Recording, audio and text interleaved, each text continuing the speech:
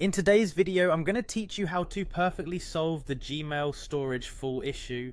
Gmail is a fantastic service, but sometimes we run into that pesky warning telling us our storage is full. Let's get started with a few simple steps to clean things up and free up some good old digital real estate for your emails. First off, we want to head over to your Gmail account. Once you're in your inbox, you'll notice that there's a search bar at the top. In this search bar, type larger,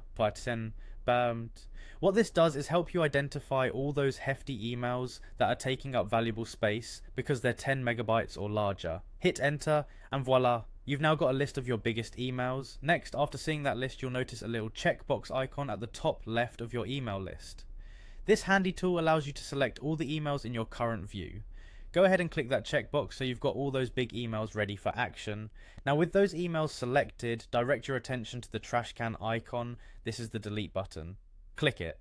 This action will remove those bulky emails from your primary view, freeing up space in your email account. But wait, there's more. It's a good idea to double check that these emails are no longer sitting in the trash, as they need to be completely erased to free up the storage. So go to your trash folder and delete those items permanently. This ensures you've really gained that storage back. Now when it comes to Google storage, emails aren't the only things taking up space. Your Google Drive might also be home to some unnecessarily large files. Let's take a look over there. To begin, click on the grid icon at the top of your Google page. This will open a menu showing all of your Google apps.